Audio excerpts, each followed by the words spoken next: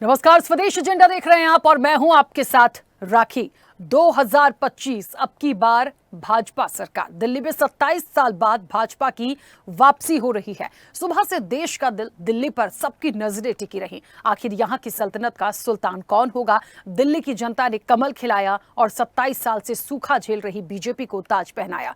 नतीजे आने के बाद तमाम दिग्गजों ने एक दूसरे को बधाई दी है। पीएम नरेंद्र मोदी ने इसे विकास और सुशासन की जीत बताया तो केजरीवाल ने हार को स्वीकार किया है। वहीं दिल्ली के नतीजों ने कांग्रेस को एक बार फिर बड़ा झटका दिया और खाता भी नहीं खुलने दिया। भाजपा ने 48 सीटों के साथ जीत का झंडा गाड़ा तो वहीं आम आदमी पार्टी 22 सीटों के साथ विपक्ष की भूमिका में नजर आएगी। ऐसे में जो सवाल अब सबसे बड़ा है वो यही है कि आखिर दिल्ली की सल्तनत का सुल्तान कौन होगा? ऐसे कौन से फैक्टर थे जो इस चुनाव में बीजेपी की जीत और आम आदमी पार्टी की हार का कारण बने? आखिर क्यों कांग्रेस पूरी ताकत से चुनाव लड़ी लेकिन एक भी सीट नहीं जीत पाई? इसी पर करेंगे चर्चा। उससे पहले देखिए ये रिपोर्ट।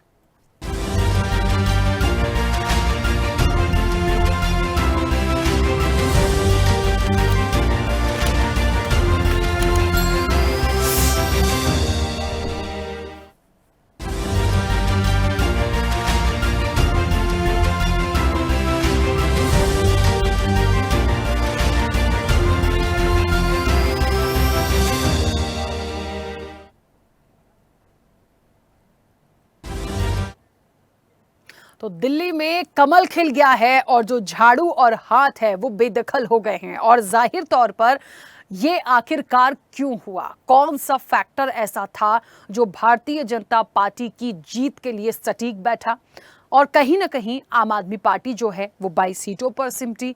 देखिए, पिछले बार से इन आंकड़ों को यदि कंपेयर करने की कोशिश करें तो जितनी बढ़त भारतीय जनता पार्टी की हुई है उतना नुकसान आम आदमी पार्टी को हो गया है। सबसे बड़ी बात, कांग्रेस को देखिए, इस बार भी खाता ना खुलना, जबकि इस बार कांग्रेस पूरी ताकत के साथ थी। तो बहुत सारे मुद्दे आए गए, बहुत सारे वादे हुए, बहुत सारे दावे किए गए, लेकिन दिल्ली की जनता ने जो नतीजा दिया है अब उस पर आगे एक दिल्ली की जो तस्वीर हमें दिखेगी वो एक बड़ी महत्वपूर्ण होगी। भारतीय जनता पार्टी और जिस तरीके से प्रधानमंत्री नरेंद्र मोदी ने भी आज बहुत कुछ कहा है इस जीत के बाद, और उन्होंने पूरी तरह से दिल्ली की जनता को ही इसका कहते ना कि पूरा एक श्रेय दिया है कि सबसे बड़ी यदि कोई है तो वो दिल्ली की जनता है जिसने ये प्यार दुलार आशीर्वाद भारतीय जनता पार्टी को दिया और 27 साल के इस सूखे को खत्म किया है। देखिए, 27 साल कम नहीं होते। आखिर 27 साल बाद भारतीय जनता पार्टी कहीं ना कहीं एक बार फिर से दिल्ली में सरकार बनाएगी। और क्या कहते हैं समीकरण और क्या कुछ हुआ है दिन भर, आज सब कुछ इस रिपोर्ट के नजरिए आपको दिखाएंगे। दिल्ली विधानसभा चुनाव में प्रचंड जीत के साथ भारतीय जनता पार्टी दिल्ली में सरकार बना रही है। इस पूरे चुनाव में बड़े बड़े दावे और वादे किए गए थे। कई दिग्गजों की प्रतिष्ठा भी दांव पर लगी थी, जिसमें बीजेपी ने बाजी मारी। 27 साल बाद बीजेपी की जीत पर पीएम मोदी ने एक पोस्ट शेयर करते हुए लिखा, जनशक्ति सर्वोपरि, विकास जीता, सुशासन जीता। ये ऐतिहासिक विजय है, ये सामान्य विजय नहीं है। दिल्ली के लोगों ने आपदा को बाहर कर दिया। साथियों, दिल्ली का जनादेश आज दिल्ली में विकास, विजन और विश्वास की जीत हुई है। आज दिल्ली की जनता ने साफ कर दिया है, दिल्ली की असली मालिक सिर्फ और सिर्फ दिल्ली की जनता है। जिनको दिल्ली का मालिक होने का घमंड था, उनका सच से सामना हो भी गया।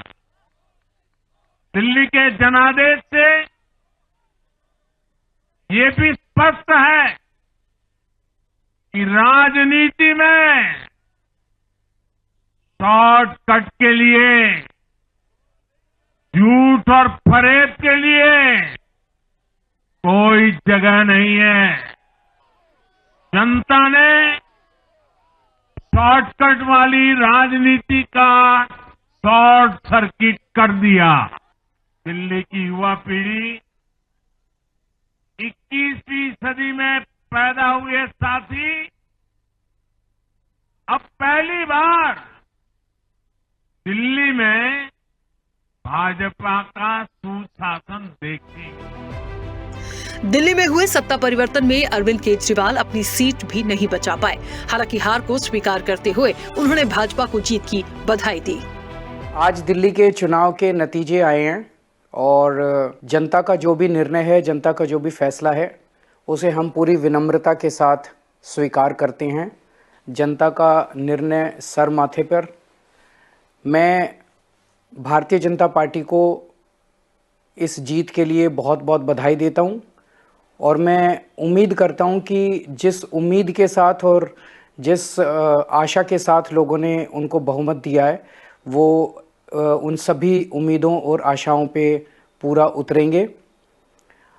हमने पिछले 10 साल में जनता ने जो मौका दिया हमें, उन 10 सालों में हमने बहुत सारे काम किए, क्योंकि हम राजनीति में कोई सत्ता के लिए नहीं आए।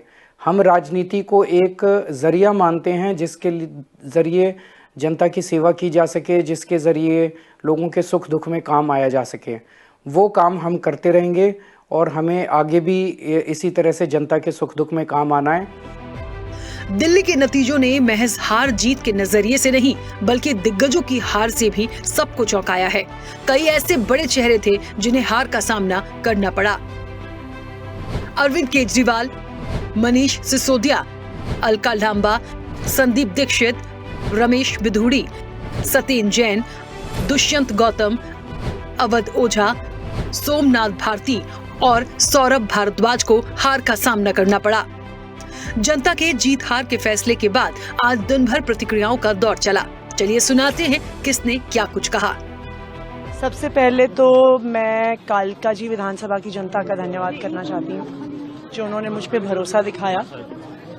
मैं अपनी पूरी टीम का धन्यवाद करना चाहती हूँ, जिन्होंने बाहुबल, गुंडागर्दी, मार पिटाई का सामना भी करते हुए जमीनी स्तर पे मेहनत करी और जनता तक पहुंचे। बाकी दिल्ली की जनता का जनादेश है, हमें जनादेश स्वीकार है। आम आदमी पार्टी के और ग्रेटर कैलाश में हमारे तमाम सपोर्टर्स, वॉलंटियर्स और डोनर्स जिन्होंने हमारे साथ कंधे से कंधा मिला के इतनी लंबी लड़ाई लड़ी, उनका बहुत शुक्रिया करना चाहूँगा और ये बताना चाहूँगा कि आप डरिएगा मत, आप हताश मत होइएगा। ये छोटी छोटी लड़ाइयाँ हम हारते हैं, बड़ी जंग जीती जाती है। हम लोग दोबारा से जो है आगे आएंगे और हम सब जो बेस्ट कर सकते थे हमने बेस्ट किया। मैं ये समझता हूँ कि एक विधायक के तौर पे हम जो कर सकते थे अपनी जनता के लिए हमने किया और जो रिजल्ट है उसके बारे में सोचेंगे कि रिजल्ट क्यों आए। क्योंकि जंगपुरा विधानसभा का चुनाव हम सब कार्यकर्ताओं ने मिलकर बहुत मेहनत से लड़ा। जंगपुरा विधानसभा के लोगों ने भी बहुत प्यार मोहब्बत सम्मान दिया, लेकिन 600 वोट से लगभग 600 वोट से उसमें हम पीछे रह गए। तो मैं जो कैंडिडेट जीते हैं उनको बधाई देता हूं और उम्मीद करता हूं कि जंगपुरा की समस्याओं को वो हल करेंगे। I think it was very obvious from all our meetings in Delhi and whichever people I was meeting that people wanted change. They were fed up of the way things were and they wanted change. I suppose they voted for change. My congratulations to all those who have won. And for the rest of us, it just means we have to work harder and we have to stay there, be on the ground and be responsive to the people's issues. Delhi की जनता ने जो विश्वास दिया है Bharatiya Janata party पर, वो बहुत महत्वपूर्ण है। पिछले अनेक सालों से दिल्ली के विकास में अनेक अड़चनें पैदा हुई थी। मेरे डिपार्टमेंट से हम लोग 65,000 करोड़ के काम कर रहे हैं और 35,000 करोड़ के नए काम डिक्लेयर कर रहे हैं। हम दिल्ली को प्रदूषण से मुक्त और दुनिया का सबसे सुंदर शहर बनाना चाहते हैं और मेरा विश्वास है कि भारतीय जनता पार्टी की जीत के कारण प्रधानमंत्री मोदी जी के नेतृत्व में अब दिल्ली की तस्वीर बदलेगी। मेरे नई दिल्ली के मतदाताओं का धन्यवाद करता हूं। मैं लाखों कार्यकर्ताओं का जिन्होंने जी जान मेहनत करी है उनका धन्यवाद करता हूं। मैं हमारे प्रधानमंत्री जी आदरणीय श्री नरेंद्र मोदी जी का, ये जीत अगर सही मायने में है तो उन्हीं की है, क्योंकि दिल्ली की जनता ने उनके ऊपर में विश्वास जताया है। हमारे पार्टी के राष्ट्रीय अध्यक्ष आदरणीय श्री जेपी नड्डा जी का, गृह मंत्री आदरणीय श्री अमित शाह जी का, कि उन्होंने मिलकर ये चुनाव को अपने हाथों में लिया, कमान ली, धुआंधार प्रचार किया, कार्यकर्ताओं का मनोबल बढ़ाया, तो ये सभी की जीत। दिल्ली की जनता ने नरेंद्र मोदी जी की अगुवाई में डबल इंजन सरकार को स्वीकारा है, आम आदमी के झूठ फरेब को नकारा है। अरविंद केजरीवाल हार गए, मनीष सिसोदिया हार गए, जितने बड़े चेहरे थे सब हार गए। इसका इशारा साफ है, देश की जनता झूठ फरेब की राजनीति विश्वास नहीं करती। लेकिन एक और कमाल की बात है, कांग्रेस पार्टी अगेन 0 सन्नाटा। दिल्ली के देवतुल्य मतदाता का आभार और अभिनंदन। ये जनादेश हमारे सिर माथे। ये चुनाव मोदी जी की गारंटी का चुनाव था। पुनः दिल्ली की जनता ने मोदी जी पर अपना विश्वास जताया है, उनकी विकास की नीतियों पर विश्वास जताया है। जीत माननीय प्रधानमंत्री जी के नेतृत्व में विकास की और विश्वास की जीत है। दिल्ली की जनता ने माननीय प्रधानमंत्री जी के विकास को एक तरह से आत्मसात किया है और भरोसा जताया कि दिल्ली भी विकसित राजधानी बनेगी तो नरेंद्र मोदी के नेतृत्व में बनेगी। ये उनकी जीत है। देखिए, हमने अरविंद केजरीवाल को पहले दिन से इन्हीं मुद्दों पर घेरा था।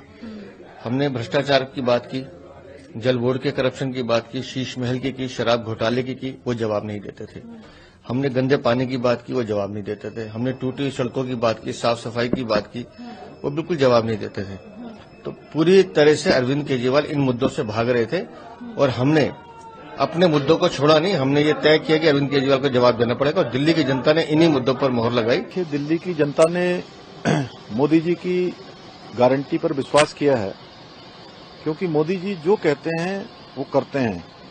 और देश के अंदर जितने भी राज्यों में अब चुनाव हो रहे हैं, वहां डबल इंजन की सरकारों को प्राथमिकता लोग दे रहे हैं। और पिछले 10 सालों से केजरीवाल और उनकी सरकार के खिलाफ जो दिल्ली के लोगों का गुस्सा था, वो मैंने स्वयं दिल्ली के चुनाव प्रचार में देखा था।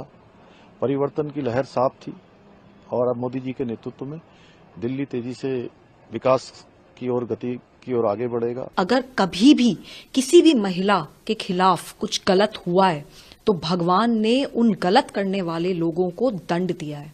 आज दिल्ली पूरी तरीके से एक कूड़ादान बन गई है।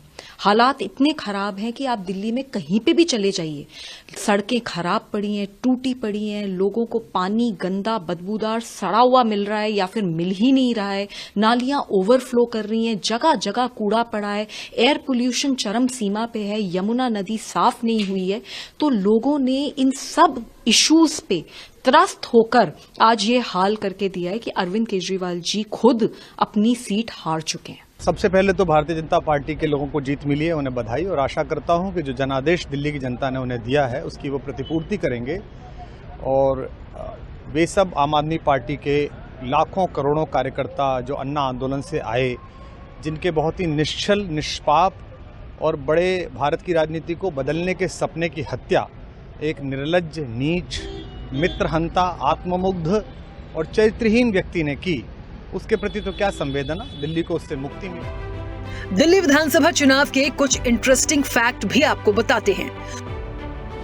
2020 में भाजपा ने महज 8 सीटें जीती थी। 2025 में 6 गुना ज्यादा यानी 48 से ज्यादा सीटों पर जीती। केजरीवाल की नई दिल्ली सीट पर 20 उम्मीदवारों की जमानत तक जब्त हो गई। इन्हें मिले वोट 3 अंक भी नहीं पहुंच सके। केजरीवाल प्रवेश वर्मा से 4089 वोटों से हारे। संदीप दीक्षित को महज 4568 ही वोट मिले। भाजपा के दोनों पूर्व मुख्यमंत्रियों के बेटे चुनाव जीत गए। नई दिल्ली से प्रवेश वर्मा और मोती नगर से हरीश खुराना। प्रवेश पूर्व मुख्यमंत्री साहिब सिंह वर्मा के बेटे हैं और खुराना पूर्व सीएम मदन लाल खुराना के बेटे हैं। कांग्रेस का लगातार तीसरी बार खाता नहीं खुल पाया। कस्तूरबा नगर एकमात्र ऐसी विधानसभा है जहां कांग्रेस दूसरे नंबर पर रही। कांग्रेस को एक भी सीट नहीं मिली, पर वोट 2% बढ़ा। भाजपा की पिछले चुनाव यानी 2020 के मुकाबले 39 सीटें बढ़ी। आपको 39 सीटों का नुकसान हुआ। भाजपा का पिछले चुनाव 2020 के मुकाबले वोट शेयर में 9% से ज्यादा का इजाफा हुआ। आम आदमी पार्टी को 10% से ज्यादा का नुकसान हुआ है। कुल मिलाकर दिल्ली के दंगल को जनता ने बीजेपी की झोली में डालकर इसका मंगल तो कर दिया है, लेकिन अब इसकी बागडोर बीजेपी किसके हाथ में देगी, ये देखना दिलचस्प होगा। चैनल हेड आरपी श्रीवास्तव के साथ एग्जीक्यूटिव एडिटर राखी वर्मा की रिपोर्ट। चलिए, तो आखिरकार दिल्ली की सल्तनत का सुल्तान कौन? और अब कहते हैं कि ओपन डोर तो हुआ भारतीय जनता पार्टी के लिए। 27 साल का ये सूखा समाप्त हुआ है, खत्म हुआ है, लेकिन अब इसकी बागडोर किसके हाथ होगी? यानी वो चेहरा कौन होगा जो दिल्ली का नेतृत्व करेगा भारतीय जनता पार्टी की तरफ से? ये एक बड़ा सवाल है। लेकिन जो नतीजे आए हैं और जो हार और जीत हुई है, उसके मुख्य फैक्ट्स क्या रहे? ऐसे कौन से समीकरण थे, ऐसी क्या चीजें बदल गई जो एक कहीं ना कहीं बड़ा बदलाव दिल्ली में हुआ? सीधे चर्चा पर चलते हैं। हमारे साथ मेहमान जुड़े हैं। सबसे पहले आपका परिचय करा दें। भारतीय जनता पार्टी का पक्ष रखेंगे प्रदीप बैस। प्रदीप जी, बहुत स्वागत चर्चा में जुड़ने के लिए। कांग्रेस का पक्ष रखेंगे सिद्धार्थ तंवर। सिद्धार्थ जी, आपका भी बहुत स्वागत है। आम आदमी पार्टी का पक्ष रखने के लिए अब से कुछ देर में हमारे साथ अभिषेक गुप्ता जुड़ेंगे, फिलहाल हमारे साथ कनेक्ट नहीं है। अभिषेक जी, आपका भी स्वागत है। राजनीतिक विश्लेषक हैं अरविंद खोखर। अरविंद जी, आपका भी बहुत स्वागत है। और वरिष्ठ पत्रकार हैं प्रियदर्शी रंजन। प्रियदर्शी रंजन जी, आपका भी बहुत स्वागत है। चर्चा की शुरुआत सबसे पहले प्रदीप जी आपसे ही। दिन बन गया, सूखा समाप्त हो गया। प्रदीप जी, मुझे चलिए, शायद प्रदीप जी हमारे साथ अभी कनेक्ट नहीं है। सिद्धार्थ जी, मुझे सुन पा रहे हैं? सिद्धार्थ जी, कहां कमी रह गई? एक ही सवाल है, कहां कमी रह गई? ये तीसरी बार हुआ, आखिर ऐसा क्यों? क्योंकि कांग्रेस तो पूरी ताकत के साथ थी। देखिए, कांग्रेस पार्टी ने चुनाव लड़ा,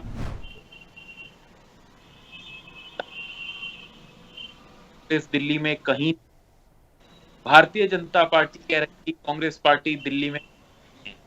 केजरीवाल ने तो इवन कांग्रेस के सपोर्टर्स और वोटर्स से भी अपील कर दी थी, वोट खराब कीजिए और आप आम आदमी पार्टी को वोट दे। तो आज मैं कहना चाहता हूं, परिणाम हमारे, इस झूठ की जो ये आपदा दिल्ली में आ पड़ी थी, इसको हटाने में और इसको साफ करने में थोड़ा समय लग रहा है।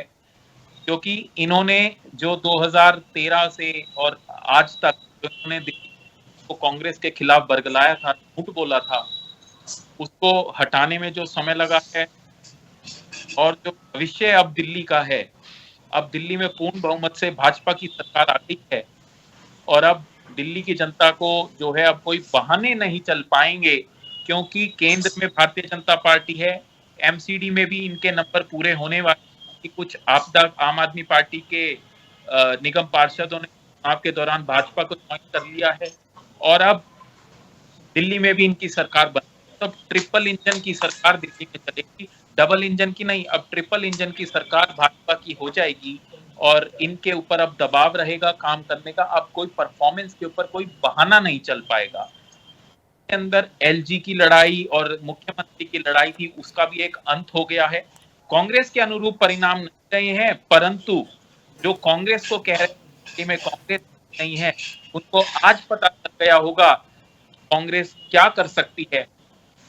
दिल्ली के अंदर आप रिजल्ट आकर के देखेंगे, हमारा वोट प्रतिशत भी बढ़ा है, हमारी उम्मीदवार हमारे जो हैं सेकंड भी रहे हैं और हमारा 15 से 18 उम्मीदवारों का जो परफॉर्मेंस है वो इतना शानदार रहा है कि पिछले चुनाव के आंकड़े और जो उनको वोट मिला है और जो अब वोट में धरती आसमान का फर्क। ठीक है। कस्तूरबा नगर हमारे उम्मीदवार लगभग 27,000 वोट उनको मिला है, लेकिन वो मादीपुर विधानसभा सीट से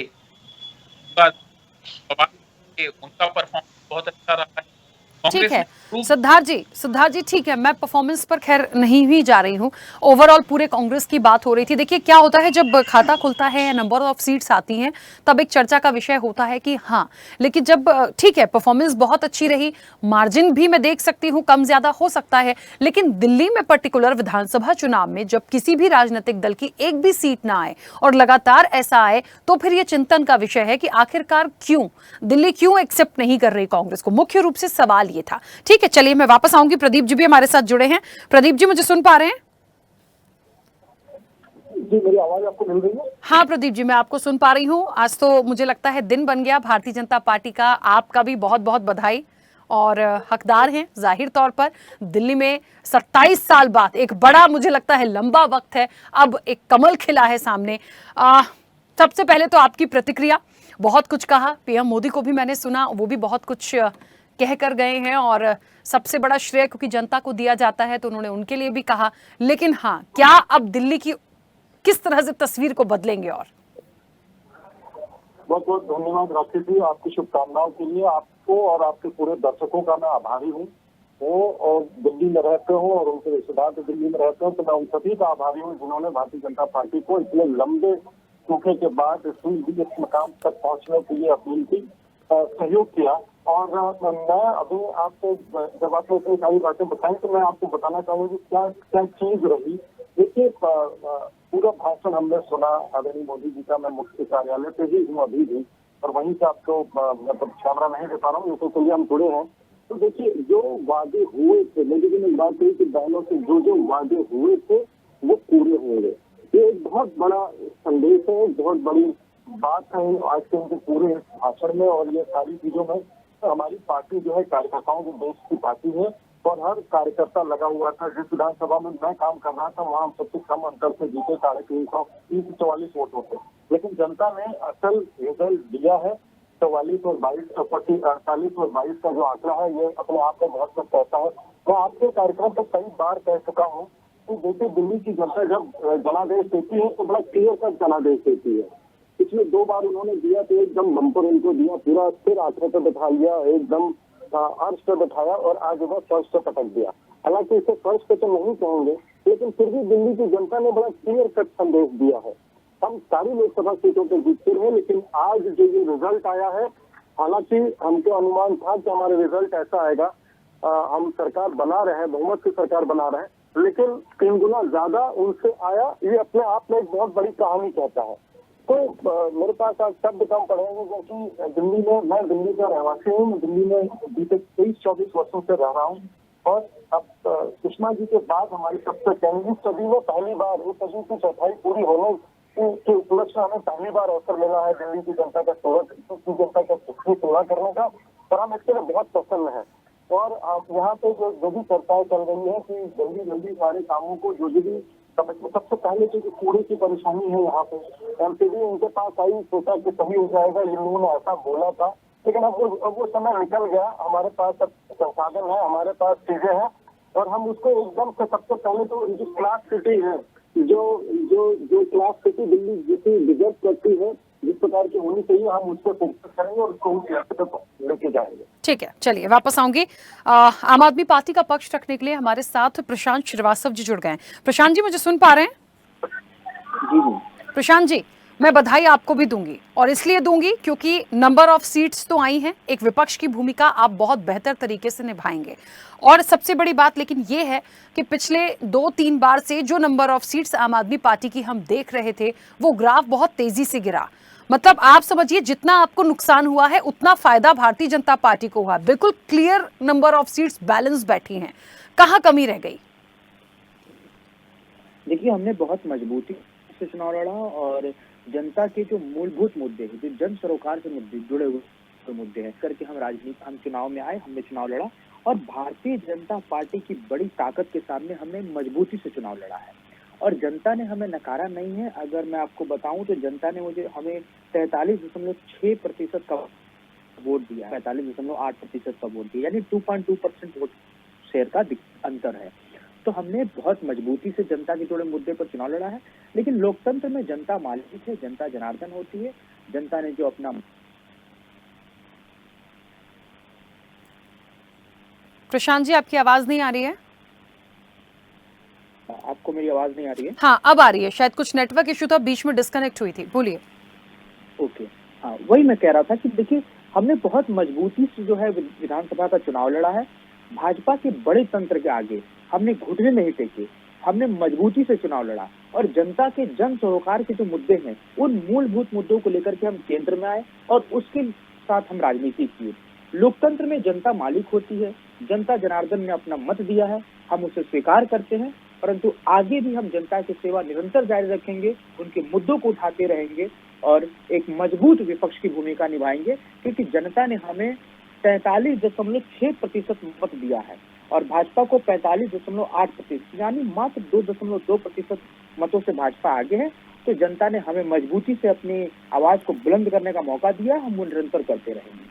ठीक है, चलिए वापस आऊंगी, जल्दी सबकी एक बार प्रतिक्रिया आ जाए। अरविंद जी, मुझे सुन पा रहे हैं? जी। अरविंद जी, आज के जो नतीजे आए हैं, ठीक है, जनता जनार्दन का निर्णय था और हम अमूमन इस चर्चा में लगातार पिछले 2-3 दिन से बात भी कर रहे थे, बहुत क्लियर माइंडेड होगा। कांग्रेस को भी उस तरह से देखा जा रहा था कि नंबर ऑफ सीट्स आती हैं तो काफ़ी कुछ गेम बन सकता है, बिगड़ सकता है, लेकिन एक बार फिर से कांग्रेस को नकारा जाना क्या दिखाता है? और एक कहते हैं ना कि बीजेपी की जीत और आम आदमी पार्टी की, यदि मैं कहती हूं कि ठीक है विपक्ष में है, लेकिन कहते हैं जो जीत गया, जो आ गया उसे हम जीत हार के रूप में ही लेंगे, और कांग्रेस कहीं भी नहीं आई है, बिल्कुल सीट्स के साथ नहीं है। मुख्य रूप से कुछ फैक्ट्स यदि जानने की कोशिश करें, क्या मुख्य रूप से बातें वो ऐसी होंगी जो बीजेपी की जीत के लिए प्लस में गई, आम आदमी पार्टी के हार के लिए माइनस में गई, और कांग्रेस बिल्कुल नहीं आई उनके लिए भी गई? देखिए, जैसे मैंने कल जब बातचीत थी, कल के प्रोग्राम में कहा था कि अरविंद केजरीवाल और आम आदमी पार्टी कांग्रेस के साथ खेला गया सबसे बड़ा प्रैंक है।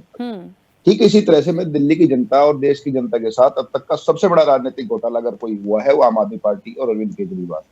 देखिए, 2013 में काट की हांडी चढ़ाई गई थी इंडिया अगेंस्ट करप्शन का, उसके ऊपर जो है लबादा उड़ाया गया था, और जन लोकपाल से लेकर के तमाम स्वर्ग से तारे तोड़ डालने तक के देश की जनता को सपने दिखाए गए थे। लोगों ने अपनी नौकरियां तक छोड़ करके इन लोगों को अपने जो है ना अपना समर्थन भी दिया था और सहयोग भी दिया था। लेकिन काट की हांडी 2-4 बार चढ़ सकती है, बार बार नहीं चढ़ेगी, और अगली बार दिल्ली की जनता ने काट की हांडी को जला के रख दिया। देखिए, इस आम आदमी पार्टी का जो जन्म है वो आंदोलन से हुआ था और सीधा ही सत्ता में गई थी, विपक्ष की तो इनको आदत ही नहीं। तो अब अरविंद केजरीवाल का क्या होगा या आम आदमी पार्टी का क्या होगा, तो अब बीजेपी को अगर इनकी राजनीतिक जरूरत लगेगी तो हो सकता रहे, नहीं तो जिस तरह से आज प्रधानमंत्री नरेंद्र मोदी ने कहा है अपने भाषण में, जो कार्यकर्ता को संबोधित उन्होंने कहा कि पहले ही जो विधानसभा का जो सत्र होगा उसमें सीएजी रिपोर्ट रखी जाएगी। अगर वाकई में बीजेपी इसमें सीरियस रहेगी तो मैं आपको राखी जी निश्चित तौर पर बता सकता हूँ, अगर बीजेपी जही से भी जांच करने पे आ गई तो इस सरकार के इतने घोटाले निकलेंगे कि जो जांच करने वाले अधिकारी हैं वो भी हैरान रह जाएंगे। ये इनके रिश्तेदार तक जेल चले जाएंगे दिल्ली में, जो पिछले 10 सालों में जो लूट मची है और जिस हद तक की लूट मची है। लेकिन मैंने ये कहा था कि आम आदमी पार्टी के खिलाफ बीजेपी दिखाती तो जरूर है कि हम एक दूसरे के जानी दुश्मन है, लेकिन उसके खिलाफ वो करती कुछ नहीं है। अब तक की जितना भी बड़े शिकायतें हुई है वो कांग्रेस ने की है, और कांग्रेस के सामने जैसे आपने कहा कांग्रेस को कुछ नहीं मिला। देखिए, ऐसा नहीं है। मैंने 4 तारीख के प्रोग्राम में कहा था कि कांग्रेस 12 सीटों पे बहुत मजबूत से चुनाव लड़ेगी, और 12 सीटों में बहुत मजबूती से चुनाव लड़ाया कांग्रेस ने जो दलित और मुस्लिम वोट है उनको भी वापस धीरे धीरे अपनी तरफ वापस लाने में, इस चुनाव में भले ही उनको सीटें नहीं मिली है लेकिन वोट परसेंटेज उन्होंने बढ़ाया है, और उसी स्थिति में बढ़ाया है कि उनको विकल्प नहीं दे पाए अपने आप को वो। लेकिन अब कांग्रेस के सामने सुनहरा मौका है। देखिए, अरविंद केजरीवाल और आम आदमी पार्टी का जो टोटल वोट बैंक है वो कांग्रेस का वोट बैंक है। अब भले ही इसमें देखिए वोट परसेंटेज कांग्रेस का बड़ा है, लेकिन कांग्रेस के सामने इतना सुनहरे मौका है, अगर वो चाहे तो 5 साल बाद दिल्ली विधानसभा का चुनाव बीजेपी वर्सेज कांग्रेस हो जाएगा।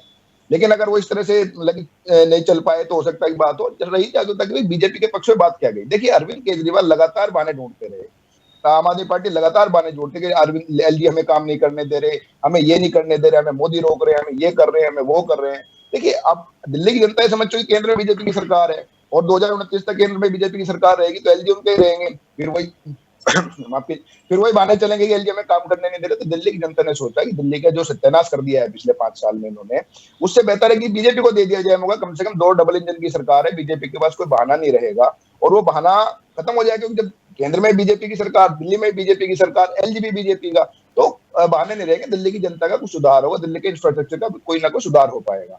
यही कारण रहा कि अब की बार बीजेपी को दिल्ली की जनता ने भरपूर समर्थन दिया। दूसरी बात है कि हमेशा बीजेपी जो अरविंद केजरीवाल द्वारा जो जिसको ये रेवड़ी या किसी को जो फ्री कल्चर कही जाती है वो उसका विरोध करती थी, लेकिन अब की बार दिल्ली बीजेपी ने, या मतलब बीजेपी के जो घोषणा पत्र था उसमें अरविंद केजरीवाल से बढ़कर उनको लोक लुभावन वादे किए गए। अरविंद केजरीवाल ने 2100 रुपए देने की बात की महिलाओं को, तो बीजेपी ने 2500 रुपए की बात कर दी, तो वो भी बीजेपी के पक्ष में गया। तो सबसे बड़ी बात जो अरविंद केजरीवाल और आम आदमी पार्टी के खिलाफ गई है कि अरविंद केजरीवाल, लोगों को समझ में आ गया कि ये जो नीली वैगनार में घूमते थे, कहते थे मैं गाड़ी बंगला नहीं लूंगा। देखिए, आपको दिल्ली में या किसी भी देश भर की पूरी जनता में नेताओं के प्रति अच्छी राय कभी नहीं होती। हालांकि कुछ नेता वाकई बहुत अच्छे हैं, और जो स्पेशली जो वामपंथी नेता होते हैं वो ईमानदारी में, उनकी कोई शक शुबा नहीं है। 10-10 बार के सांसद हमने वैगनार में संसद में जाते देखे हैं, जिनको पहचान भी नहीं पाएंगे, उनको बता भी नहीं पाएंगे 10 बार का सांसद है, उनके जमा खाते में कुछ नहीं, बैंक खाता उनका वही जितना संसद है। तो नेता अच्छे भी होते हैं, लेकिन जनरल परसेप्शन नेताओं के बारे में ये है कि नेता करप्ट होते हैं। अरविंद केजरीवाल ने इस छवि को बदलने के लिए नीली वैगनार, बड़े साइज की शर्ट चप्पल पहन के आए, जनता के लोगों को लगा कि अपने ही आदमी। लेकिन जैसे इनको मौका मिला, नीली वेगानार की गाड़ी के उन्होंने बदल दिया, जो है 50 लाख की जो है गाड़ी में कम से कम 2 राज्यों की सुरक्षा ली। देखिए, जो आदमी कहता था मुझे वीआईपी कल्चर से नफरत है, उसने दिल्ली पुलिस की जेड प्लस सिक्योरिटी तो ली ही ली, पंजाब से भी सिक्योरिटी ली। देखिए कितना मतलब कि हद है। भले कि एक आदमी जो अपने आप को आम आदमी कह के सत्ता में आया, 2 राज्यों की सिक्योरिटी लेके घूम रहा है। अब की बार चुनाव आयोग ने सिक्योरिटी हटवाई, महल बनवा दिया। जब दिल्ली की जनता ऑक्सीजन के लिए मर रही थी, ऑक्सीजन के लिए लोग एक दूसरे के सामने जो है डॉक्टरों के सामने हॉस्पिटलों में सेंटरों में गिड़गिड़ा रहे थे, उस जगह अपना शीश महल बनवा रहे थे। तो ये सब चीजें दिल्ली की जनता ने समझी कि भी देखिए ये आदमी जो आया था, तुम्हें सपने दिखाया था, सपने देख के तुम्हारी आंखों में धूल झोल रहा था। अब की बार दिल्ली की जनता ने उस धूल को समझ लिया, अब की बार अपनी आंखों में पानी डाल दो, साफ कर दिया। और अरविंद केजरीवाल के सामने अब सबसे बड़ी जो चुनौती रहेगी अपनी पार्टी को बचाने की रहेगी। देखिए अरविंद केजरीवाल यूएसपी सबसे बड़ी आम आदमी पार्टी की अरविंद केजरीवाल थे। इस पार्टी का ना कोई संगठन है, ना कोई विचारधारा है। इस पार्टी का सिर्फ एक ही संगठन है, अरविंद केजरीवाल, एक ही विचारधारा अरविंद केजरीवाल। अब अरविंद केजरीवाल ही चुनाव हार गए। देखिए 4 तारीख के प्रोग्राम में मैंने कहा था कि अब की बात, इसी प्रोग्राम में मैंने कहा था भागीरथ जी के साथ जो प्रोग्राम हुआ था, कि अरविंद केजरीवाल लगभग 2000 वोटों से हारे। वो हालांकि ज्यादा से हारे, लेकिन हार गए, क्योंकि दिल्ली की जनता का जो साफ दिखाई दे रहा था अब की बार उनकी दूसरा होगा। और दूसरी बात, परवेज साहब सिंह वर्मा ने इतना मजबूती से चुनाव लड़ा कि अरविंद केजरीवाल अपनी नई दिल्ली सीट से निकल ही नहीं पाए आगे। वहीं वो घिर करके रहे। और अब दिल्ली की जनता जिस तरह से आज नरेंद्र मोदी ने कहा है, आज अपने जो कार्यकर्ताओं को संबोधित करते हुए, कि कट्टर ईमानदार कट्टर बेईमान निकले, तो इससे तो लगता है कि शायद अब बीजेपी के लिए अरविंद केजरीवाल की जितनी उपयोगिता थी वो खत्म हो चुकी है। और अब अरविंद केजरीवाल के बुरे दिन अब शायद हकीकत में शुरू हो गए। और अगर बीजेपी सही में जांच करने पे आ गई तो इसमें तो मैं पहले भी कहा कि ये तो छोड़ दीजिए, ये लोग इनके रिश्तेदार तक जेल चले जाएंगे जो दिल्ली में लूट हुई है। जी बिल्कुल ठीक है, चलिए वापस आऊंगी। प्रियदर्शी जी मुझे सुन पा रहे हैं? जी प्रियदर्शी जी, क्योंकि दिल्ली का इलेक्शन जब से हुआ हम अमूमन हमेशा चर्चा में रहे। बड़ा सवाल यहाँ पर यह है, देखिए हार जीत की क्या फैक्ट्स हैं, बहुत सारी बातें हैं, बहुत सारे दावे वादे किए गए थे, लेकिन एक बार फिर से मुझे बार बार ऐसा लग रहा है कि बीजेपी और आम आदमी पार्टी के बीच शुरू से ये सीधा मुकाबला कहा जा रहा था, लेकिन कांग्रेस का फिर से खाता ना खुलना ये क्या दिखाता है? और इससे भी बड़ी बात कि दिल्ली की बागडोर अब किसके हाथ में है? भारतीय जनता पार्टी से वो कौन सा चेहरा हो सकता है जो वाकई इस सत्ता को आगे संभालेगा? देखिए, मैं आपके दूसरे सवाल का पहले जवाब देता हूं। कई नाम हैं भारतीय जनता पार्टी के भीतर जिनको लेकर के चर्चा है कि उनको मुख्यमंत्री बनाया जा सकता है, दिल्ली की कमान सौंपी जा सकती है, जिसमें अरविंद केजरीवाल को हराने वाले प्रवेश वर्मा भी हैं, स्वर्गीय सुषमा स्वराज की बेटी बांसुरी स्वराज भी हैं। और हालांकि वो सांसद हैं, लेकिन ऐसा कहा जा रहा है कि उनको दिल्ली की कमान सौंपी जा सकती है। और भी कई नाम हैं, लेकिन इन सबों के बीच मैं एक चीज कहना चाहूंगा कि जो नाम सुर्खियों में है उन नामों पर भारतीय जनता पार्टी दांव लगाने से बचेगी। हाल के दिनों में ये देखा गया है कि भारतीय जनता पार्टी 2 तरह की नीतियों पर काम कर रही है। एक, पुराने नेताओं को तो साथ करके चल ही रही है, उनको जिम्मेवारी दे रही है, उनको मुख्यमंत्री बनाए हुए रह रही है। और दूसरा, धीरे धीरे परिवर्तन कर रही है, नई पीढ़ी को सामने ला रही है। हमने देखा मध्य प्रदेश उसका उदाहरण है, हमने देखा किस तरीके से राजस्थान में किया गया। तो वो एक फॉर्मूला चल रहा है कि पुराने और नए के बीच सामंजस्य बिठाया जाए, कुछ पुराने रहें, कुछ नयों को लाया जाए। तो हो सकता है कि दिल्ली में कुछ नए आए, क्योंकि वर्मा जी को अगर बनाएंगे तो परिवारवाद का आरोप भारतीय जनता पार्टी पर भी चस्पा हो जाएगा कि बाप भी और बेटा भी। स्वर्गीय सुषमा स्वराज की बेटी अगर बांसुरी स्वराज को भी बनाया जाता है तो वही आरोप लगेगा। कोई नया चेहरा सामने आ सकता है। एक और महत्वपूर्ण बात इसमें कि नया चेहरा किस तरीके का होगा। मुझे लगता है कि देश में अभी कोई दलित मुख्यमंत्री नहीं है। भारतीय जनता पार्टी दलितों पर बड़ा दांव लगा सकती है या लगाई हुई है। दलितों का बहुत समर्थन भारतीय जनता पार्टी को इस चुनाव में मिला है और भारतीय जनता पार्टी ये दांव खेलेगी। हाल के दिनों में जिस तरीके से कांग्रेस दलित पिच पर भारतीय जनता पार्टी को घेर रही है, देश भर में संविधान और अंबेडकर के नाम पर भारतीय जनता पार्टी को घेरा जा रहा है, तो हो सकता है कि दिल्ली में दलित कार्ड भाजपा खेल दे, दलित चेहरे से कोई किसी को मुख्यमंत्री बना दिया जाए। और दूसरी रही बात दूसरे सवाल का, मैं आपका जवाब देता हूं कि कांग्रेस ने क्या खोया क्या पाया। कांग्रेस ने खोया, लेकिन खोने में भी उसकी खुशी है कांग्रेस की। भारतीय जनता पार्टी आज खुश हो रही होगी कि 27 वर्षों का वनवास खत्म हो गया, लेकिन उससे कहीं कम खुशी कांग्रेस को नहीं होगी कि आम आदमी पार्टी दिल्ली में धाराशायी हो गई। और दिल्ली में उसी हथियार से धाराशायी हुई जिस हथियार से उसने दिल्ली से कांग्रेस का सफाया कर दिया था। भ्रष्टाचार विरोधी हथियार से कांग्रेस का दिल्ली से समूल साफ कर दिया आम आदमी पार्टी ने, और वही खंजर आज आम आदमी पार्टी के सीने में धंसा हुआ है। उसी हथियार से आम आदमी पार्टी धाराशायी हो गई। भ्रष्टाचार के आरोप ही तो अरविंद केजरीवाल पर लगा, जो सबसे बड़ा कारक रहा चुनाव में उनके हार का, शराब घोटाला, शीश महल। तो ये खुशी, और कांग्रेस को खुश होने की वजह ये भी है कि आम आदमी पार्टी वहीं स्पेस ले रही थी जहां जहां कांग्रेस कमजोर हो रही थी, या कांग्रेस को कमजोर करके आम आदमी पार्टी उसके स्पेस को ग्रहण कर रही थी। तो ये एक बहुत बड़े दुश्मन, जो अंदर ही उनके दुश्मन बैठा हुआ था कांग्रेस के लिए, जिनसे नैतिक समर्थन लोकसभा में इन लोगों का गठबंधन भी हुआ था, तो अरविंद केजरीवाल को दिल्ली में घेरना कांग्रेस के लिए बेहद जरूरी था। हाल के दिनों में भी देखिए जिस तरीके से इंडिया गठबंधन के भीतर अरविंद केजरीवाल ने फूट डलवा दिया था। क्या हुआ? चुनाव से पहले कांग्रेस अलग थलग पड़ गई और इंडिया गठबंधन के तमाम दल अरविंद केजरीवाल के पक्ष में आ गए।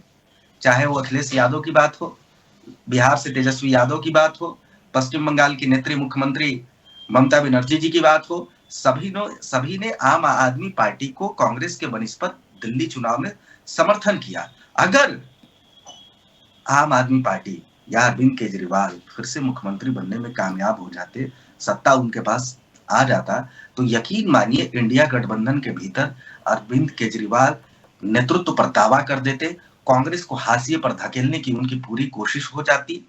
तो कांग्रेस के लिए तो हार में भी जीत है, और इस लिहाज से कांग्रेस को आज लग रहा होगा कि एक ऐतिहासिक दिन है। सीटें भले नहीं आई है, मैंने पहले भी कहा था, पहले जब हम लोग डिबेट कर रहे थे तो मैंने कहा था कि कांग्रेस को सीटें नहीं आ रही हैं, लेकिन उसकी पूरी कोशिश है कि किसी तरीके से भारतीय जनता पार्टी को माफ करिएगा, आम आदमी पार्टी को दिल्ली से भगाया जाए, उनको सत्ता से दूर किया जाए, और उसमें कांग्रेस कामयाब रही है। मुसलमानों को एकजुट करने में, कहीं ना कहीं अपने पक्ष में फिर से वापस लाने में कांग्रेस कामयाब हुई। आप देखिए कितने वोट परसेंटेज का मार्जिन देख लीजिए, मात्र 2% या 2.5% का मार्जिन है आम आदमी पार्टी और भारतीय जनता पार्टी के बीच में, और 6% वोट आया है, 6.5% के करीब वोट आया है कांग्रेस को। अगर ये 6.5% वोट सामूहिक तौर पर आम आदमी पार्टी के साथ होता तो नतीजे दूसरे भी हो सकते थे। आप सीटों को देख लीजिए, 5 से 6 सीट ऐसे हैं जहां तिहाई 3 अंकों में फैसला हुआ है, 200, 250, 500, 800 के मार्जिन से फैसला हुआ जीत हार का। तो वैसी स्थिति में कांग्रेस बहुत निर्णायक रही, और आम आदमी पार्टी का जो एक अपना एरोगेंस था वो उसको ले डूबी है। एक कहावत है, एक ये शायरी है, बहुत मशहूर है, मैं कहिए तो कह देता हूँ, वो है कि दरवाजे पर लिखा हुआ है सच बोलो, अंदर झूठों की एक टोली है, डूबने वालों यमुना जी तो अपनी है, नाव में किसने छेद किया, आप वालों सच बोलो। ये डूबने डुबाने का कार्य आम आदमी पार्टी के भीतर से भी हुआ है। जिस तरीके से चुनाव से पहले सीट बंटवारों को लेकर के आम आदमी पार्टी में बगावत था, आम आदमी पार्टी का एक बड़ा खेमा भी अरविंद केजरीवाल के पक्ष में नहीं था। अरविंद केजरीवाल का एरोगेंस आम आदमी पार्टी पर भी भारी पड़ रहा था। लोग चाह रहे थे, पार्टी के भीतर खाने से ही कोशिश हो रही थी कि अरविंद केजरीवाल को हराया जाए। उनकी व्यक्तिगत हार भी हुई और पार्टी भी हारी। खुश तो आज ये अन्ना हजारे भी होंगे, बहुत खुश होंगे। जिस तरीके से उनके आंदोलन को हाईजैक कर लिया गया था अरविंद केजरीवाल के द्वारा, और खुश हुए तमाम लोग होंगे जिन्होंने उस आंदोलन में खून पसीना लगाया था, और एक एक करके अरविंद केजरीवाल ने सबको किनारे कर दिया। आप कुमार विश्वास खुश होंगे, बहुत ज्यादा खुश होंगे, उनको लग रहा होगा। और एक चीज कुमार विश्वास से याद आया, हो सकता है कि कुमार विश्वास को भारतीय जनता पार्टी मुख्यमंत्री के तौर पर प्रोजेक्ट कर दे, ये एक संभावना हो चुकी है। कुमार विश्वास बहुत कड़े शब्दों में अरविंद केजरीवाल का हमेशा विरोध करते रहे हैं, और दिल्ली में परसेप्शन बनाने का काम उन्होंने भी किया है आम आदमी पार्टी के खिलाफ। खैर, मुद्दे पर आते हैं तो मुझे जो लग रहा है कि ये जो आम आदमी पार्टी की हार है, उनको घोर समीक्षा करनी चाहिए, और कहीं ना कहीं ये प्रभावित करेगा जिस तरीके से वे राष्ट्रीय स्तर पर उभरे थे। देश में सबसे तेजी से कोई राष्ट्रीय पार्टी बनने वाली पार्टी रही है तो वो आम आदमी पार्टी ही रही है। कांग्रेस को छोड़ दीजिए, चूंकि कांग्रेस आजादी के आंदोलन से निकली हुई पार्टी है, तो सबसे तेजी से राष्ट्रीय पार्टी बनने वाली आम आदमी पार्टी है। और उसका इतना तेजी से गिरना, कुछ न कुछ तो गलत हो रहा है आम आदमी पार्टी के साथ। और आम आदमी पार्टी के साथ आने वाले दिनों में और बड़ी चुनौतियां होंगी, चूंकि अरविंद केजरीवाल न सिर्फ वोट से हारे हैं, ये कोर्ट में भी उलझे हुए हैं। बिल्कुल ठीक। अब तो ये विपक्ष के नेता भी नहीं बन सकते हैं। और जी बिल्कुल, यहाँ मुझे लगता है आज के नतीजों में एक बड़ा अहम फैक्टर ये भी था प्रदीप जी। अब क्योंकि ये तो बहुत क्लियर हो गया कि दिल्ली को कैसे संवारना है और किसके हाथ बागडोर होगी, ये मुझे प्रियदर्शी जी ने लगभग बता ही दिया है। मैं आपसे पूछूंगी तो आप कह देंगे कि नेतृत्व तय करेगा, तो मैं आपसे नहीं पूछ रही। लेकिन मैं एक बात बहुत उससे पूछूंगी, कई ऐसे बड़े चेहरे थे, चाहे वो कांग्रेस के रहे हों, चाहे वो भारतीय जनता पार्टी के रहे हों, चाहे आम आदमी पार्टी के रहे हों, वो भी जनता ने उन्हें तक आशीर्वाद नहीं दिया। क्या एक रीजन इसके पीछे देखते हैं?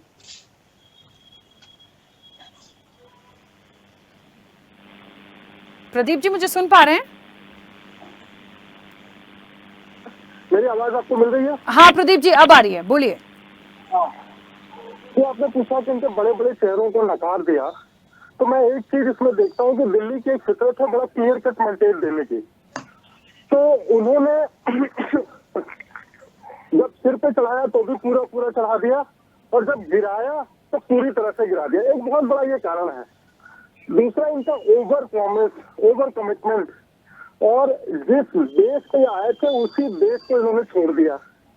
तो भ्रष्टाचार मिटाने आए थे और आपके सारे बड़े नेता भ्रष्टाचार में जमानत पे थे इस पूरे चुनाव भर में। तो एक बहुत बड़ा फैक्टर है।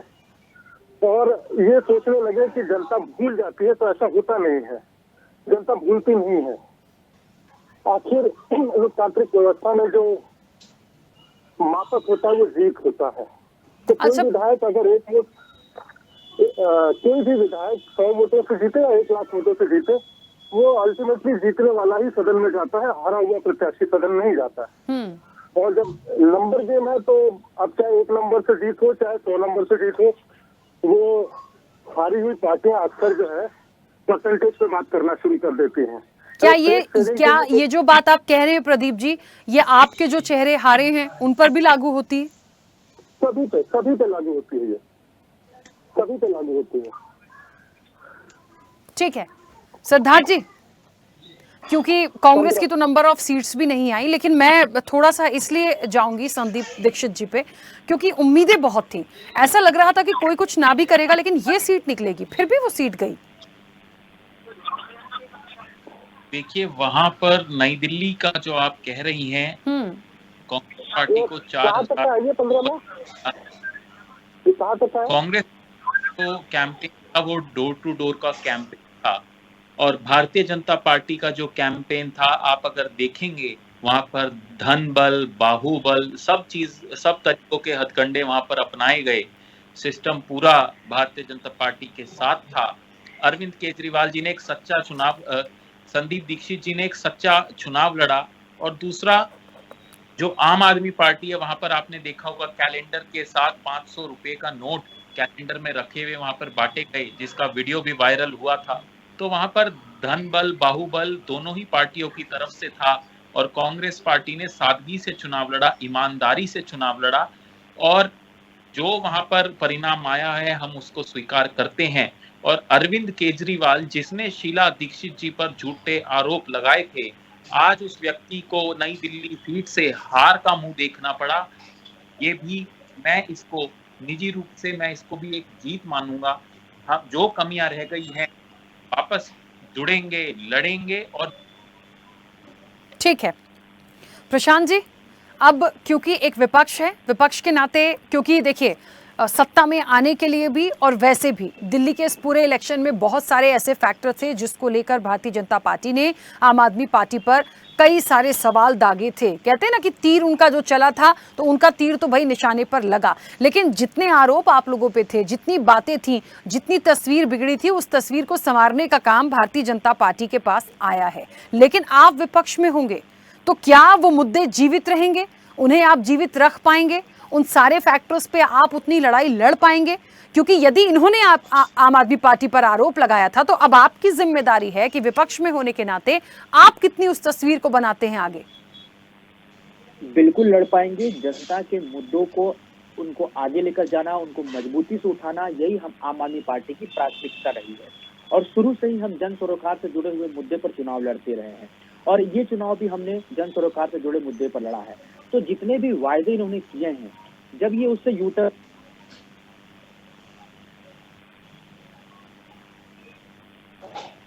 प्रशांत जी, आपकी आवाज नहीं आ रही है फिर से। प्रशांत जी, प्रशांत जी, आपकी आवाज बहुत डिस्कनेक्ट हो रही है सर, प्लीज बोलिए। हाँ, अब आ रही है आपको? हाँ बोलिए। हाँ, वही मैं कह रहा था कि जब जब ये आम जनता से जो बड़े बड़े इन्होंने वादे किए हैं, उस वायदे से जब जब ये पीछे हटेंगे, इन्होंने दिल्ली को पूर्ण राज्य का दर्जा बोला है, इन्होंने जो फ्री बस यात्रा है उसको चालू करने की बात कही है, 2500 रुपये महिला सम्मान राशि की बात कही है। तो जब जब ये इन मुद्दों से भागेंगे, हम मजबूत विपक्ष की भूमिका निभाएंगे और जन सरोकार से जुड़े मुद्दे की आवाज को हम बुलंद करते रहेंगे, क्योंकि ये बड़े बड़े वायदे तो कर देते हैं और फिर आकर के कहते हैं कि चुनावी जुमला था। जैसे 2 करोड़ नौकरी के लिए 15 लाख रुपए सबके खाते में आएंगे, महंगाई कम होगी, भ्रष्टाचार कम होगा, ये सारे बड़े बड़े वादे भी इन्होंने केंद्र के चुनाव में किए। ठीक है प्रशांत जी, क्योंकि आवाज बार बार डिस्कनेक्ट हो रही है, ठीक है, आपने अपनी बात रखी। अरविंद जी और प्रियदर्शी जी, आप दोनों से मेरा अब बस एक सवाल है और बहुत जल्दी से अपनी बात रखिएगा। अरविंद जी, इस चीज को मैं लाऊंगी, देखिए राजनीतिक दल से ये लोग कुछ भी कह देंगे, लेकिन वाकई में जो जीत हार का अंतर मैंने देखा, 2000, 3000, 4000 और काफी बड़े बड़े चेहरों को भी नकारा गया है। मतलब उम्मीद नहीं थी, ऐसा लग रहा था कि ठीक है भारतीय जनता पार्टी की सरकार है, लेकिन उनके भी बड़े चेहरे हारे। आम आदमी पार्टी के तो लगभग बहुत सारे बड़े चेहरों को नकारा गया है, कांग्रेस के चेहरे हैं। तो मुझे लग रहा है इसके पीछे का एक क्या फैक्टर आप मानते हैं? देखिए, मैं बताऊं, जो आम आदमी पार्टी के 3 बड़े मॉडल थे जो उन्होंने पूरे देश भर में बेचे हैं। शिक्षा का वो दिल्ली की जनता ने ध्वस्त कर दिया, सत्येंद्र जो मनीष सिसोदिया जो है चुनाव हार गए और पकड़गंज से हारते तो अब तक शायद जमानत भी जब्त हो जाती है। बार उनकी वो सीट छोड़ करके भागे थे, जंगपुरा गए थे, वहां की जनता ने भी उनको बैक टू पेविलियन कर दिया है।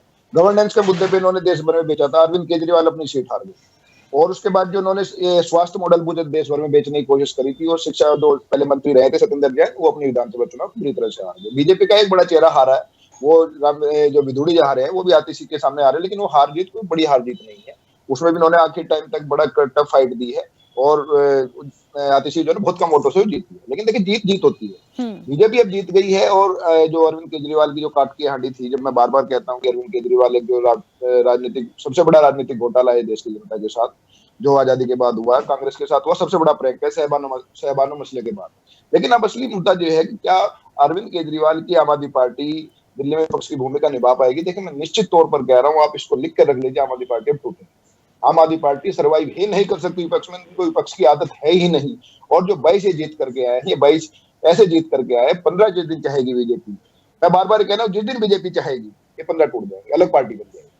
लेकिन अब बीजेपी चाहेगी नहीं चाहेगी ये अलग बात है, क्योंकि देखिए बीजेपी ये जानती है कि देश भर में उनका अगर कोई मुकाबला कर सकते हो कांग्रेस कर सकती है। लेकिन अगर जिस तरह के आज नरेंद्र मोदी ने प्रहार किए हैं आम आदमी की पार्टी के ऊपर, उससे लगता है शायद बीजेपी समझ चुकी है कि अरविंद केजरीवाल की जो यूटिलिटी थी बीजेपी की यहीं तक की थी, अब इससे पीछे छुड़ा लिया जाएगा। इससे पीछे छुड़ा लिया जाएगा तो इतनी जांचें हो जाएंगी इनके खिलाफ, ये सर्वाइव नहीं कर पाएगी। अब रही बात, जैसे कि आपने ये सवाल किया था कि हुआ क्यों है, देखिए आमतौर पर भी दिल्ली में शीला दीक्षित का, मैंने पहले भी कहा कि शीला दीक्षित ने जो अब तक के जो दिल्ली में जो सबसे जो इंफ्रास्ट्रक्चर का जो जाल बिछा हुआ है वो कांग्रेस के दौर में और बीजेपी के दौर में बिछा है। जो मुख्यमंत्री रहे मदन लाल खुराना साहब, सिंह वर्मा जो बीजेपी के मुख्यमंत्री थे, उन्होंने बहुत काम किया और शीला दीक्षित ने 15 साल के अंदर वाकई में बहुत अच्छा काम किया और उसको लेकर के कहीं ना कहीं सहानुभूति अब भी जो है ना कांग्रेस के प्रति दिल्ली के जो पुराने वोटर हैं उनके मन में है।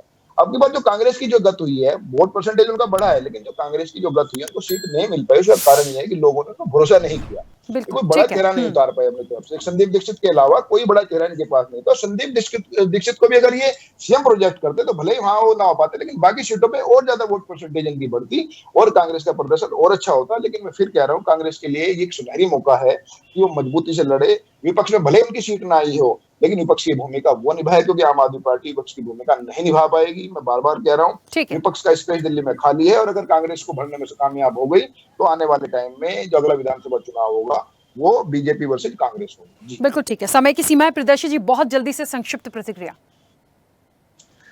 देखिए, अब भारतीय जनता पार्टी पर भी जिम्मेवारी होगी। जो वायदे किए हैं इन्होंने, रेवड़ी के वायदे और तमाम तरह की बातें तो अरविंद केजरीवाल ने की थी, भारतीय जनता पार्टी ने भी कम वैसे वायदे नहीं किए हैं।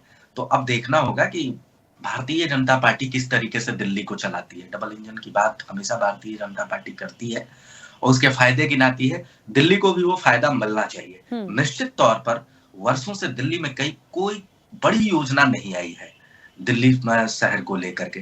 कुछ योजनाएं आए, दिल्ली को जाम से मुक्ति मिले, दिल्ली जो नाले नदियों की तरह बहते हैं उससे मुक्ति मिले, वाटर लॉगिंग की जो समस्या है बारिश के समय वो दुरुस्त हो, बाकी और चीजें छोटी मोटी जो बुनियादी चीजें हैं, केंद्र की जो योजनाएं हैं वो दिल्ली के झुग्गी झोपड़ियों तक सीधे तौर पर पहुंचे। मध्य वर्ग मिडिल क्लास जो है निकल करके बाहर आया है भारतीय जनता पार्टी को वोट देने के लिए। पहले समर्थन तो करता था लेकिन वोट देने नहीं जाता था उस स्तर पर। इस बार एग्रेसिव होकर के पोलिंग किया है तो उनके हितों का भी भारतीय जनता पार्टी ख्याल रखेगी। दिल्ली की जनता को जिन्होंने मतदान किया है उनको भारतीय जनता पार्टी से ये उम्मीदें जरूर होंगी और साथ में ये उम्मीद, बड़ी उम्मीद होगी कि यमुना को साफ कर दिया जाए। बिल्कुल। चलिए, अब जिम्मेदारी तो मिल गई है। अब वो चेहरा कौन होगा जिसके हाथ में बागडोर होगी और वो जब सामने आएगा तो मुझे लगता है अब उसको कैसे लेके चलना है। डबल इंजन की सरकार तो होगी ही, तो कैसे दिल्ली की तस्वीर और बदलेगी ये देखने वाली बात होगी। फिलहाल नतीजे तो आ ही गए हैं। आप सभी का बहुत शुक्रिया इस चर्चा में जुड़ने के लिए। एक बात तो देखिए बिल्कुल सही और सटीक है कि दिल्ली का ये जो दंगल था 27 साल बाद इस सूखे को खत्म किया है भारतीय जनता पार्टी ने। 27 साल बाद भारतीय जनता पार्टी की वापसी हुई है। आम आदमी पार्टी 22 सीटों के साथ विपक्ष में होगी। लेकिन एक जो बात अभी अरविंद खोखर जी ने कही है कि विपक्ष की भूमिका भी शायद ही निभा पाए, क्योंकि करप्शन के जो आरोप हैं और बाकी चीजें हैं और जो चेहरे बड़े दिग्गज हारे हैं इस इलेक्शन में, निश्चित तौर पर आने वाले समय में बड़ा टास्क होगा ये उनके लिए। तो किस तरह की तस्वीर नजर आएगी दिल्ली की आने वाले दिनों में, ये अब देखना और दिलचस्प होगा। फिलहाल चर्चा में इतना ही। बने रहिए स्वदेश न्यूज के साथ। सबसे पहले देश। ऐसे ही वीडियोस के लिए लाइक करें, शेयर करें, फॉलो करें। YouTube पर जाकर सब्सक्राइब कर बेल आइकन दबाना ना भूलें और ताजा अपडेट्स के लिए स्वदेशलाइव.com पर जरूर जाएं।